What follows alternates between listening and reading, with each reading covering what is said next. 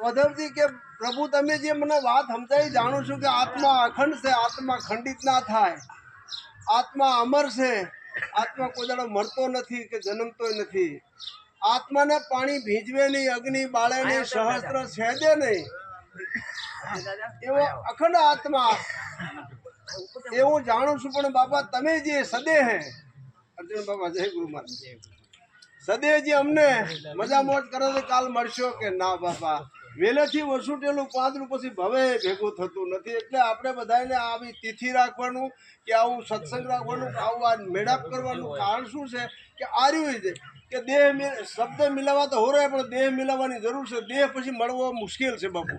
અને દેહ છે તો જ બધું છે. બધા ઘણા વાતો બધું કરતા હોય કે ભાઈ આ તો આમ છે ને આ દેહને કાઢી નાખો, પણ દેહને કાઢી નાખી તમે જાશો ક્યાં? દેહ વગર તો કોઈ મેળાવે એવો નથી.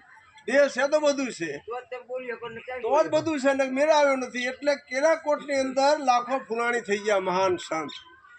એ મહાપુરુષની વાત તમે વિચારો તો એ પતિ પત્ની પોતાના ઘરના આંગણની અંદર બેઠા બેઠા સત્સંગ કરે છે અને એક સાધુ મહારાજ હાથમાં એક તારો વાણી બોલતા બોલતા આવે છે. શું વાણી બોલે છે કે કર લે ભલાઈ થોડા જીવણા, હે માનવ કરી લે ભલાઈ થોડા જીવણા. એટલે ઓલો માતાજી એકદમ ઊભા થયા, ઘરમાં જઈને મણ જેવા ઘઉં આપી દીધા, 200 રૂપિયા રોકડા આપ્યા. હવે આ સંતોષી સાધુ કે હવે આપણે આખા મેટલામાં ગામમાં ફરવાની જરૂર એક ઘરેથી આ કામ થઈ જાય, શું કામ આગળ જવું પડે? એટલે એ તો બધું એનું પોટકું બાંધીને સાધુ મહારાજ તો હાલી નીકળ્યા. હવે સાધુ મહારાજ તો જ્યાં પણ આ કને માતાજીએ પ્રશ્ન પૂછ્યો, અરે કે પ્રભુ તમે તો ઘણા ઘણા સંત મેરાવડામાં જાઓ છો, ભજનમાં જાઓ છો, સત્સંગ કરો છો, ને મારે તો આવું કંઈ હાથ આવતું જ નથી. હું તો રહોડામાંથી બહાર નીકળવાનો મેળા આવતો નથી. પણ આ જે મહાપુરુષ બોલીને ગયા કે કરી લે ભલાઈ થોડા જીવણા, તો આપણું જીવન કેટલું? તારે લાખો બોલ્યા દેવી જીવનનું તમે પૂછતા હોય ને તો જીવન તો ભલે વટલા ગારામાં બધું જાય, પણ એક જન્મ થાય ને અને એક મરણ થાય. આ 2 દાડાનું જીવન. 2 दिन का मेला जगत में चला चली का खेला, कोई आज चले कोई काल चले कोई तैयार हो के खड़ा, આ જગત મેં 2 दिन का है मेला. 2 દિવસનું જીવન છે બાપુ.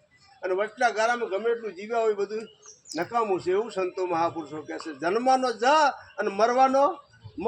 આને જ જમ કહેવાય બાપુ, બીજો જઈ જમ આવતો નથી. આને જ જમ કીધો સંતોએ. આ આપણું દેહનું પૂર્ણ થાય એટલે મ આવી જાય એટલે જમ જ ને મ 2 આવ્યા ને.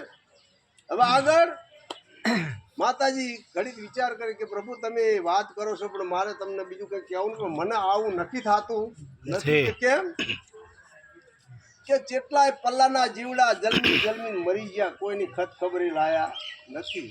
કે ત્યારે કે એક દાડો મને નક્કી થાય કે કેવી રીતે સવારામ બાપા બોલ્યા મરણ તિથિનો બાપા મહિમા મોટો અવસર વેડાએ ભેરા રહેજો અને છેલ્લા શ્વાસે મને દર્શન દેજો.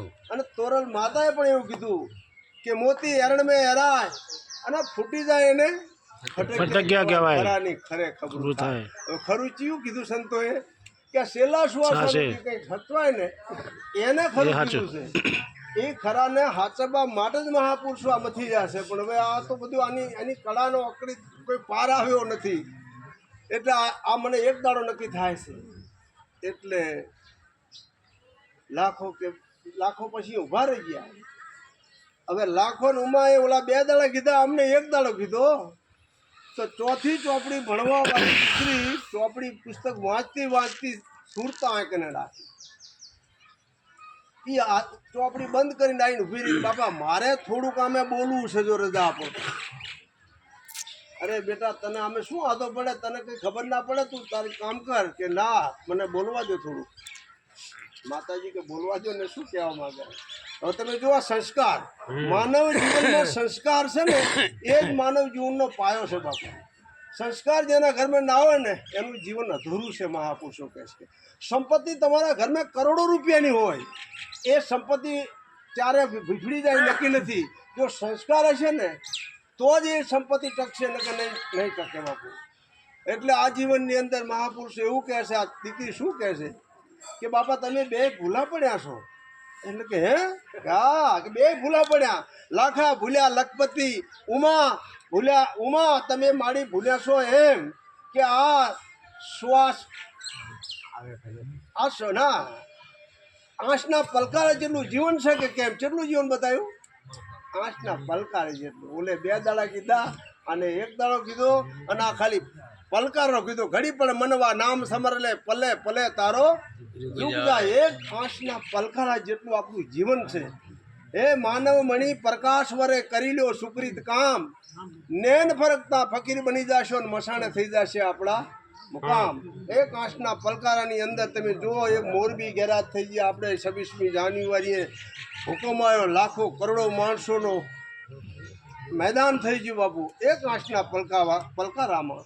એટલે ઓલો સારીઓ તળતો આમ જાતો હતો, સારિયાને વાંચાઈને બોલવા માંડ્યો, ધોળો ધોળો કે જગ પલો થાય છે કે ધોળો. એટલે કાંઠે પેલા માણસો બધાએ મૂર્તિ ભાઈ ગયો. એટલે પણ મારા અમે તો બધા ઉભા છીએ, તારે તું જાય ને અમને શું કહે? પણ કે બાપા મારે જગ છે, હવે મારા માટે તો જગ પલો ને. એટલે આ જીવન આપણું એક પોતાનું જાય એટલે જીવન આખું પૂરું થઈ જાય છે બાપુ. હવે ઘરનું કામ કરવા વાળી દાસી આવીને 2 હાથ જોડીને ઉભી રહી. દાસી બોલી, અરે પ્રભુ કે મને થોડુંક બોલવા દો. હે એટલે દાખલો કે બેટા તને આમાં ખાધો ના પડે, પણ કે બાપુ તમારા ઘરનું અનાજ ગઉં છું, તમારા ઘરના સંતોની વાતો થોડી ઘણી આપણું મને થોડું બોલવા દો. એટલે માતાજી તમે નાશમાં પણ દડી પડી મેદાન મેં સૌ કોઈ રમવા જાય, ઊંચ નીચનું આ કામ નહીં જીતે લઈ જાય. દડી એટલે સંતોએ ભક્તિરૂપી દડીની વાત કરી નાખજો. એ ભક્તિરૂપી દડી જો કદાચ ખરીદાતી હોય, વેચાતી મળતી હોય તો આપણા ધીરુભાઈ અંબાણી આપણા મોટા અધિપતિ છે, આપણા ભાગ આબાદે મારા બેટા ભાઈ બધું લઈ જાય. એટલે કે બોલ બેટા શું કહેવા માંગે છે? તો આ દીકરી શું કહે છે તમે વિચારો કે લાખા ભૂલ્યા લખપતિ, ઉમા અને ધીરા, તમે ત્રણે ભૂલ્યા છો એમ. આ શ્વાસ જઈને વર્તો આવે છે કે જીવન કેટલું એક શ્વાસનું, એમ આપણે કેવડું મોટું લઈને બેઠા છીએ. હે એક શ્વાસનું જીવન છે. એટલે સંતો કહે શ્વાસ શ્વાસ મેં નામ સમર લે, વિના શ્વાસ મત હોય, કોણ જાણે ફેર શ્વાસ હોય કે ના હોય. એટલે ગંગાજીએ બહુ મસ્ત વાત કરી એક ચરણ મેં કે વીજળીના ચમકારે પાનભાઈ મોતીના પરોલ્યો, અચાનક થશે અંધારા, જોત જોતામાં દિવસો વીતી જશે, 21,600 કાળ તમને થઈ જશે બાપુ. હવે આ વાણી તો બધા બોલે છે, પણ વાણી શું કહેવા માંગે છે કે વીજળી કોને કહેવાય? જે આપણો શ્વાસ દોર ચાલે એને સંતોએ વીજળી કીધી છે બાપુ. અને એ 24 કલાકની અંદર 21,600 શ્વાસ આપણા ખેંચીએ છીએ. 1 મિનિટમાં 15 શ્વાસ આપણા થાય છે.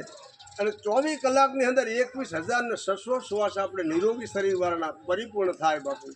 તો કે આ 21,600 વખત આપણે કાનના મોઢામાં જાય છીએ. આથી શ્વાસ બહાર જાય એટલે આપણું મૃત્યુ છે બાપુ, અંદર આવે તો આપણું જીવન છે. આ 24 કલાકની અંદર 21,600 વખત કાનના મોઢામાં આપણે જાય છીએ. જો કદાચ પરમાત્માને યારે આપણી દેન હોય ને આપણું લેણ દેણ હોય, વર્તો શ્વાસ નીકળે બાપુ. આ વર્તો શ્વાસ ના આવે ને તો જીવન આખું અધૂરું છે બાપા.